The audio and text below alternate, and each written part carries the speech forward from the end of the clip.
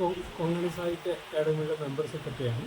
കഴിഞ്ഞ ഞായറാഴ്ച മുഖ്യമന്ത്രിയുടെ ലഹരി വിരുദ്ധ ക്യാമ്പയിൻ കമ്മിറ്റിയിൽ പങ്കെടുക്കുവാനുള്ള അവസരം കിട്ടി. അന്ന് അദ്ദേഹം ഈ ലഹരി വിരുദ്ധ ക്യാമ്പയിൻ നടത്തുന്നത് വളരെ ഫലപ്രദമായിട്ട് നടത്തുന്നത് എഡ്രാക്ട് പോലത്തെ സംഘടനകളാണ്.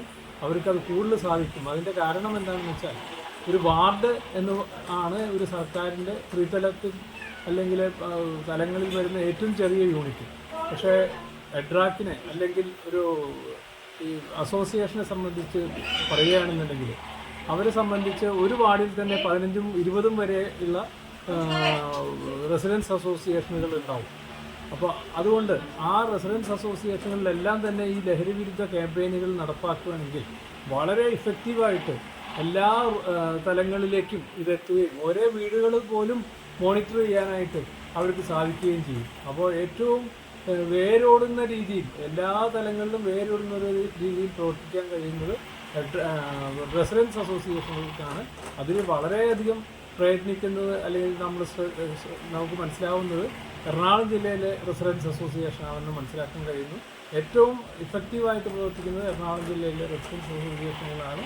മുഖ്യമന്ത്രി എല്ലാ സാഹിത്യ സാംസ്കാരിക സംഘടനകൾക്കും ഇതിൻ്റെ ഉത്തരവാദിത്തം ഏൽക്കണമെന്ന് പറഞ്ഞിട്ടുണ്ട്. ഞങ്ങളും അതിൻ്റെ ഭാഗമായിട്ട് സ്കൂളുകളിലും കോളേജുകളിലും ക്യാമ്പയിനിങ് നടത്താൻ ഉദ്ദേശിക്കുന്നു.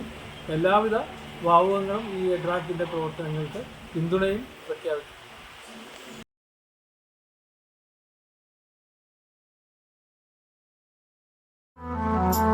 ശിരസ്സുയർത്തി പറയുക ലഹരിക്കടിപ്പിടിൽ ഒരു നാളും നാം. ശിരസ്സുയർത്തി പറയുക ലഹരിക്കടിപ്പിടിൽ ഒരു നാളും നാം.